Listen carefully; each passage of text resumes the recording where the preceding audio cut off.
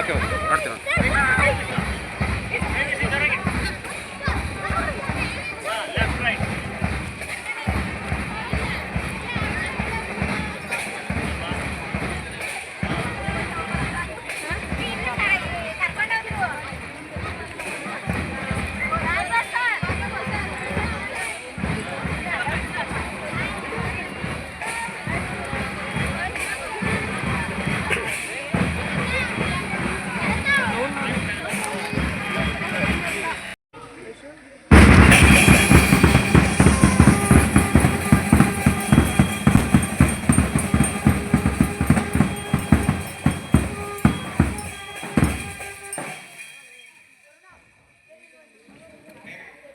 Ready राष्ट्रगीत राष्ट्रगीत शुरू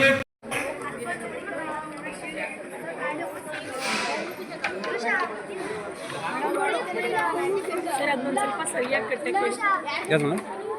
ಸ್ವಲ್ಪ ಅಲ್ಲಿ ಮೇಲೆ ಹಾಂ ಓಕೆ ಓಕೆ ಹೇಳಿ ಕಟ್ಟುತ್ತೆ.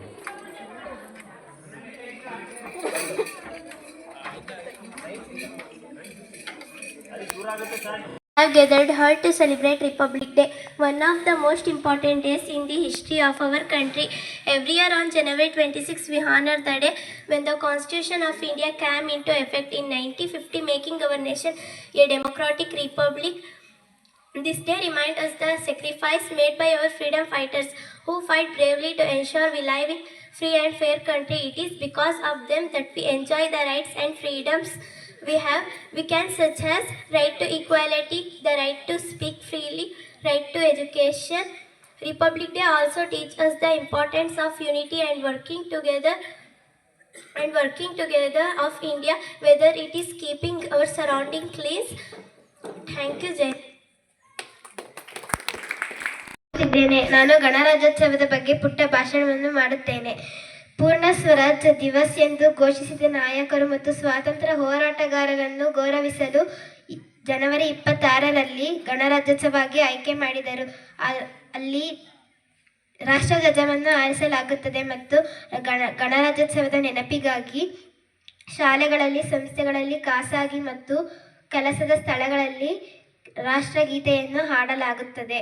ಗಣರಾಜ್ಯೋತ್ಸವದಂದು ಕರ್ತವ್ಯ ಪಥ್ನಲ್ಲಿ ಬೃಹತ್ ಮೆರವಣಿಗೆ ನಡೆಯುತ್ತದೆ. ಸಶಸ್ತ್ರ ಪಡೆಗಳ ಸದಸ್ಯರು, ಪೊಲೀಸರು, NCC ಕೆಡೆಟ್ಗಳು ರಾಷ್ಟ್ರಪತಿಗಳಿಗೆ ವಂದನೆ ಸಲ್ಲಿಸುತ್ತಾರೆ. ಜನವರಿ 26ರಂದು ಬರುವ ಗಣರಾಜ್ಯೋತ್ಸವದ ವಾರ್ಷಿಕ ಆಚರಣೆಯ ಭಾರತದಲ್ಲಿ ಪ್ರಮುಖ ಆಚರಣೆಯಾಗಿದೆ. ಇದು ನಮ್ಮ ರಾಷ್ಟ್ರವು ತನ್ನ ಸಂವಿಧಾನವನ್ನು ಅಳವಡಿಸಿಕೊಂಡ ದಿನವನ್ನು ಗುರುತಿಸುತ್ತದೆ. ಇದು ನಮ್ಮ ಇತಿಹಾಸದಲ್ಲಿ ಮಹತ್ವದ ಮೈಲಿಗಲ್ಲು.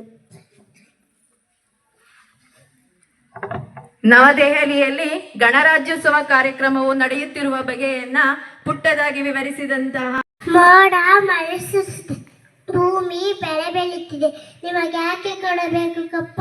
ನೀವೇ ನನ್ನೊಂದಿಗೆ ಒತ್ತಿದೆ, ಬಿತ್ತಿದೆ, ನೀರಾಯಿಸಿ ನಾಟಿ ಕಟ್ಟಿದೆ, ನಿಮಗೆ ಯಾಕೆ ಕೊಡಬೇಕು ಕಪ್ಪ? ನೀವೇನು ಅಣ್ಣ ತಮ್ಮದಿದೆ, ನೆಂಟರೆ ಇಷ್ಟದ ದಾಯಾದಿಗಳು, ನಿಮಗೆ ಯಾಕೆ ಕೊಡಬೇಕು ಕಪ್ಪ? ಚಿ ನನಗೆ ಸಾಯಬೇಡ.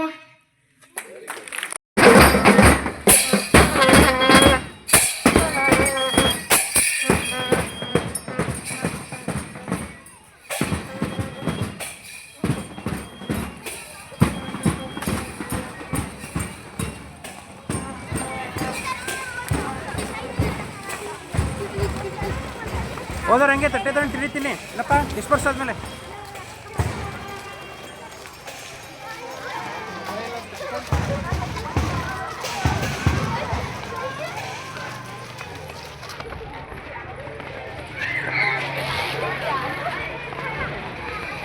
ಓಯ್ ಡಿಸ್ಪರ್ಸ್ ಆದಮೇಲೆ ತಟ್ಟೆ ತೊಗೊಳ್ಳಿ, ತಿಂಡಿ ತಿನ್ನಡಿ.